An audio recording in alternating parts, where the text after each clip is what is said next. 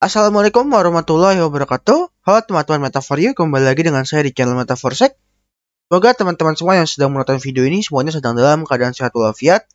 Adapun jika ada yang sakit, semoga penyakitnya bisa cepat diangkat oleh Allah Subhanahu wa taala serta diberikan kemudahan dan kelancaran dalam belajar. Dan pada video kali ini saya akan membahas salah satu hal yang sebenarnya nggak teknikal banget ya. Cuman skill ini tuh sangat dibutuhkan, terutama buat teman-teman yang bug hunter atau pencari bug ya, yang mencari bug dan di reportin ke suatu organisasi untuk mendapatkan reward dan apresiasi dan semacamnya lah ya. Jadi intinya pada video kali ini tuh kita akan membahas bagaimana cara kita membuat report bug bounty yang baik dan benar.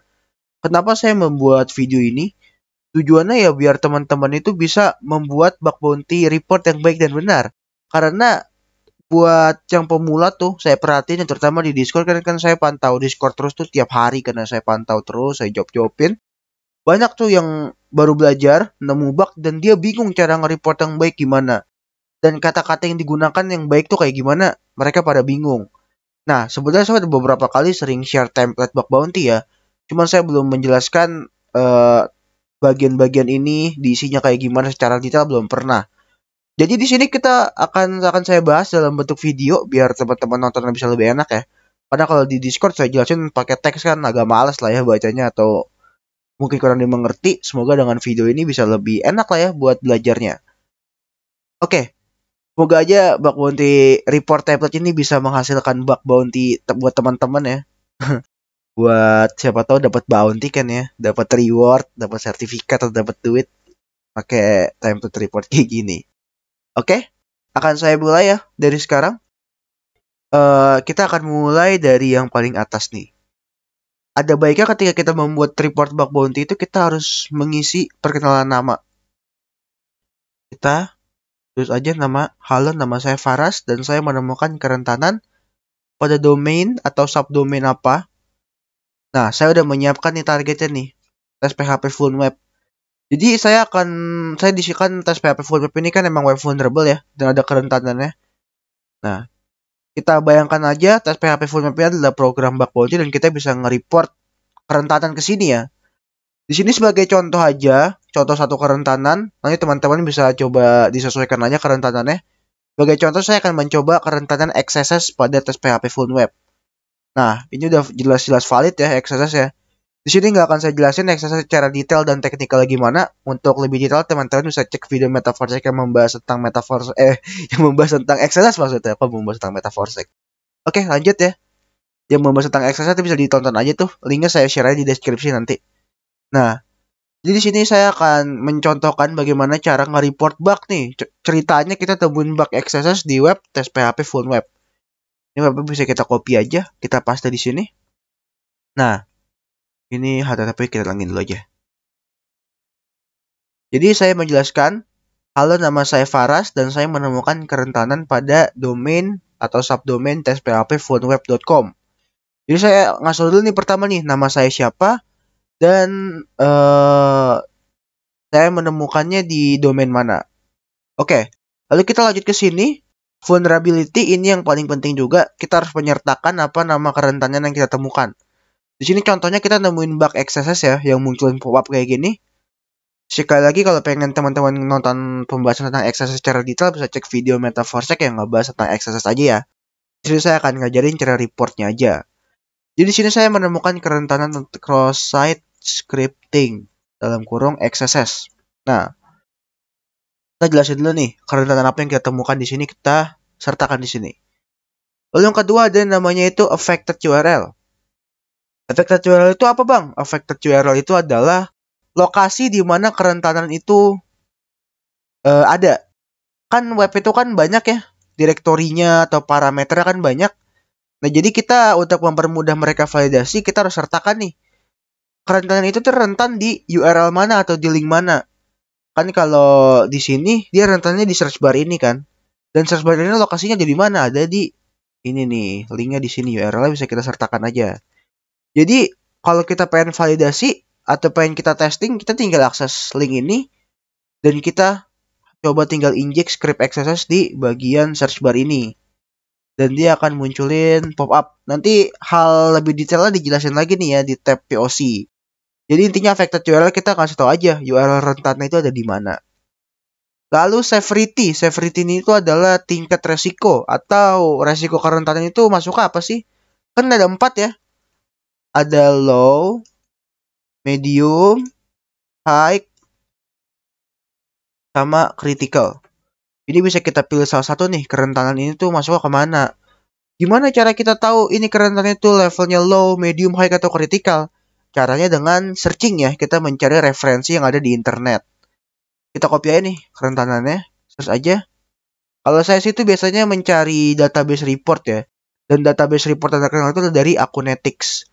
Acunetics, coba kita search ini. Acunetics ini sebenarnya itu ini sih.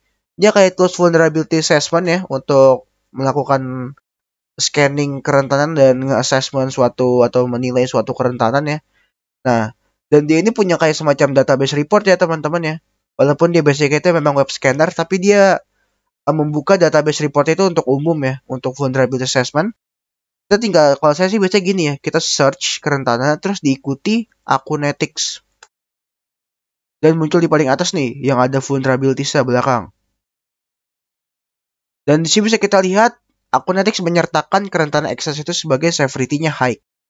Jadi kita bisa mengikuti referensi dari Acunetics saja. Nanti Acunetics ini bisa kita sertakan sebagai bukti di bagian references. Nanti kita jelasin lagi deh. Kita yang penting isi dulu, severity itu adalah high. Kalau dilansir dari Acunetics, kita ngambil dari satu sumber aja nih. Lalu deskripsi kerentanan.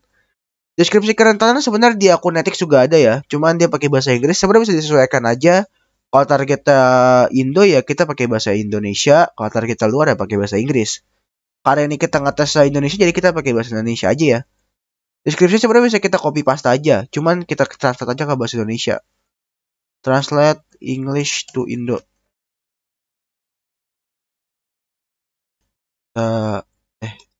Banyakan. Oke. Udah ya, kita tinggal copy aja dan kita paste di sini. Dan kalau lewat Google Translate, mungkin teman-teman bisa edit lagi kata-katanya supaya lebih formal atau lebih bagus dan lebih mudah dipahami. Karena kalau pakai Google Translate tuh kelihatan banget bahasa mesinnya ya, atau kelihatan banget nih kita copy paste-nya. Mungkin bisa disesuaikan aja. Kalau saya sih biasanya yang sekiranya agak nggak serak, saya ganti aja biasanya nih. Kayak contoh ini hot injection, ini injeksi script, saya biasa gini, saya ganti aja nih, saya jelasin lagi. Pada client side. Karena kan kadang kan bahasa Inggris kalau diartikan ke bahasa Indonesia tuh kadang suka aneh ya. Kadang ada tuh yang bahasa Inggris yang memang baiknya di bahasa Inggris aja. Karena kalau dijadiin bahasa Indonesia suka aneh. Ya biasa saya gitu sih kalau pakai Google Translate, ganti-ganti bahasa kayak gitu. Dimana penyerang atau attacker dapat mengeksekusi script berbahaya ke situs web. Ini kita ini aja, kita jadi script biar lebih enak lah deh.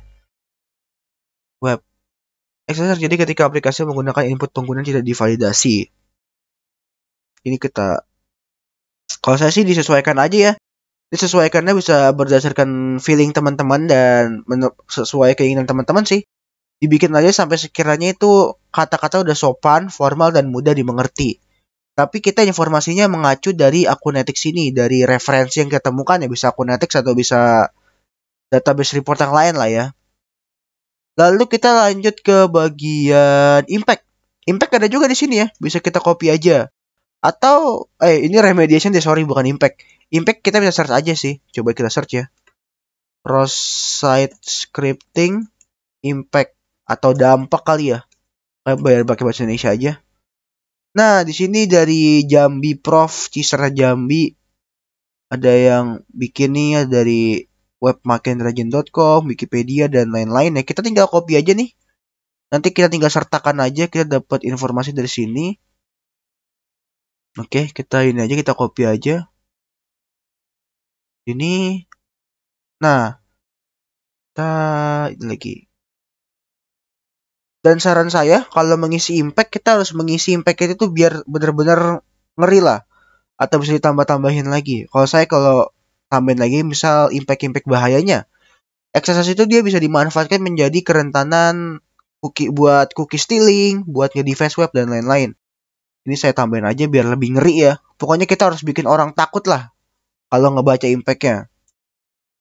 Bisa dimanfaatkan menjadi serangan cookies seperti cookie stealing, web defacement, dan lain sebagainya.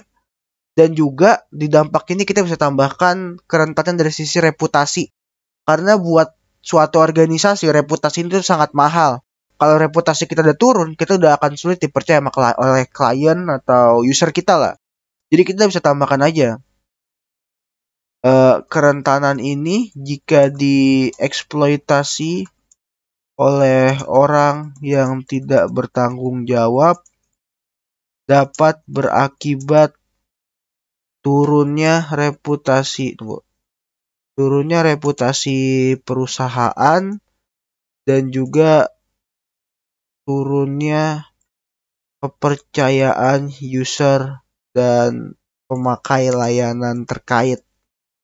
Nah, menurut saya ini juga harus dijelaskan sih, kita ngasih tahu lagi bahwa kerentanan ini tuh bisa menurunkan reputasi karena orang tuh, terutama untuk prinsipal, pimpinan gitu-gitu, kalau udah ngomongin reputasi biasanya itu udah sulit lah, atau mereka udah takut lah, terutama apalagi kalau kita bisa ngejabarin impact-nya ini secara lebih seram lagi tuh lebih bagus lagi. Jadi ini kita bikin takut, kita takut-takutin, tapi masih berdasarkan fakta, kita nggak ngarang ya. Oke, kita lanjut nih. Ada dari remediation. Remediation itu adalah remediasi. Bagaimana cara kita nge-fix kerentanan ini ya. Kita harus ngasih tahu bagaimana kita bisa nge-fix kerentanan ini. Tapi kita nggak perlu jelasin secara teknikal banget ya. Kita cukup ngasih tahu secara general aja. Kita jelasin secara teori aja gimana cara nge-fixnya. Dan cara nyarinya ya gampang. Jadi teman-teman nggak perlu butuh skill coding yang bisa nge-fix kerentanan gini, nggak perlu. Teman-teman bisa search aja di Google kalau nggak tahu. Ini aja cross-site scripting. How to fix cross-site scripting. Atau di akun Netflix saya juga ada ya. Nih, di sini juga ada nih. Nah, kita copy aja ini nih. Tapi kita ganti dulu bahasa Indonesia. Oke, kayak gini aja. Atau kita bisa cari dari ini lain sih. Dari, apa namanya sih? Dari referensi lain selain akun ethics. Seperti Portswigger, Tenable, dan lain sebagainya. Ini bisa kita copy. Ini udah saya isi tadi. Ini terapkan encoding atau ini seperti biasa kita sesuaikan lagi aja kata-katanya sampai kelihatannya enak, sopan, formal, dan mudah dimengerti. Jadi biar nggak kelihatan bahasa mesin banget. Yang bergantung pada hal ini saya ganti ini. Kurang agak rancu bahasa nih. Hal yang di input pengguna dan dirender oleh pada website ya aja. Kita ganti bahasanya biar lebih gampang dimengerti lah. Kadang kan bahasa mesin seperti saya bilang kadang suka susah dimengerti. Bahasa mesin tuh dalam artian bahasa AI ya, bahasanya Google, ChatGPT. Kan kelihatan banget tuh textbook banget gitu loh. Harus kita karang sendiri kata-kata kalau bisa kata-kata kita ganti ya. Nah, references. Referensi ini kita bisa ambil dari akun ethics dan lain-lain. Kenapa gitu? Ini bisa beda-beda sih. Karena references ini itu adalah dari mana apa ya? Di report ini tuh kita dapat data-data kenapa accessibility severity high, deskripsinya kayak gini, impact-nya kayak gini, dan remediasinya kayak gini tuh kita dapat referensi dari mana? Kita dapat data-data yang kita pakai di report itu dari mana? Itu bisa kita sertakan buktinya. Seperti saya copy nih akun ethics nih. Kita dapat bukti dari akun ethics ini kan. Terus lanjut. Enter. Dapat lagi dari Jambi Prof ya, Ciserte Jambi Prof.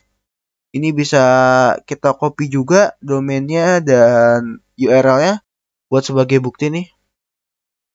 Kita paste dari sini. Nah, tadi kan kita dapat referensinya dari dua artikel ini, dua domain ini. Kalau teman-teman dapat referensinya lebih banyak, bisa disesuaikan lagi aja. Lalu ada yang terakhir ini proof of concept. Proof of concept ini sebenarnya yang paling penting. Karena proof of concept ini adalah rincian bagaimana cara kita bisa mengeksploitasi kerentanan ini dan bagaimana cara ngefixnya. Oke. Jadi kalau access itu kan buktinya itu kan ketika dia bisa berhasil memunculkan pop-up kan. Kayak gini. Nah ini bisa kita screenshot nih. Oke, saya close dulu aja. Kita screenshot aja. Oke. Kita paste. Wah dia kesini nih. Saya turunin aja berarti. Nah. Kita kasih bukti bahwa ini benar-benar muncul pop-up XSS ya. Lalu kita jelasin lagi, di mana kita bisa mengeksploitasi sampai muncul bukti kerentanan seperti ini. XSS ini kan kalau di sini sebagai contoh dia kan reflected dari ini kan ya, dari form input ya kita jelasin aja.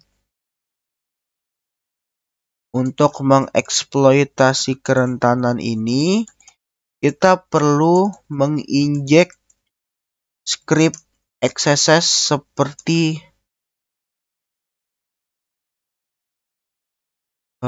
tunggu, seperti biar enak saya seperti ini. Nah, seperti di bagian search bar karena ini rentannya di search bar. Jadi ini bisa disesuaikan sebenarnya. Intinya proof of concept ini kita menjelaskan bukti kerentanan dan ngasih tahu cara ngeksploitasinya gimana. Dan ini udah jadi ya, tinggal kita gandain nama kita. Kalau bisa nama panjang sebenarnya sih, nggak nama panjang juga apa-apa sih tapi. Nah ini udah jadi nih, bug report pertama kita dan ini udah siap di report ya. Lewat email atau lewat mana gitu bisa ya. Di sini udah bisa jadi report, ini udah jadi report yang jadi. Dan ini juga template report yang biasa saya pakai sih untuk report bug bounty juga. Cuman di sini kan saya praktekinnya contohnya XSS ya. Untuk kerentanan lain bisa disesuaikan aja. Karena data-datanya pasti ada kok. Contoh nih ya, saya search aja nih. SQL injection Akunetics. Ada nih. Datanya juga ada. Tinggal diganti-ganti aja, disesuaikan aja. Nah, ada juga description remediation, severity, impact-nya juga pasti ada yang ngebahas, nggak mungkin nggak ada. Dampak. Nah, ada juga nih yang ngebahas nih, pasti ada lah kalau kerentanan kayak gini. Jadi kalau untuk ngebuat report bug bounty itu kita harus mengandalkan search engine, mengandalkan Google lah. Karena kan data-data dari internet tuh banyak banget ya untuk data-data deskripsi, impact, remediation, dan lain-lain tuh ada ya.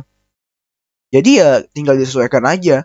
Dan kalau untuk di proof of concept ya, misal teman-teman nemuin kerentanan sensitive data exposure misalnya, ya teman-teman tinggal sertain aja, ini bukti kerentanannya nih, ini bukti data yang bocor, dan cara ngaksesnya gimana kasih tahu. Kalau misalnya kerentanan kayak SQL injection, ya kita screenshot juga database yang ada, database yang muncul dari SQL injection itu apa, dan cara ngeksploitasinya gimana, bisa pakai SQL map misal, atau pakai komen ini, kasih tahu aja. Pokoknya jelasin yang lengkap ya, proof of concept ini semakin lengkap akan semakin baik. Karena biar mereka, pihak terkait itu bisa ngevalidasi kerentanan yang kita temukan dengan lebih mudah. Oke, mungkin cukup sekian untuk video saya kali ini yang membahas tentang bug bounty report. Mungkin kalau ada salah-salah kata mohon dimaafkan, atau kalau ada yang bingung bisa tanya aja di deskripsi atau dari grup Discord aja ya biar lebih enak sih. Kalau di Discord tuh komunikasinya. Oke, terima kasih sudah menonton. Assalamualaikum warahmatullahi wabarakatuh.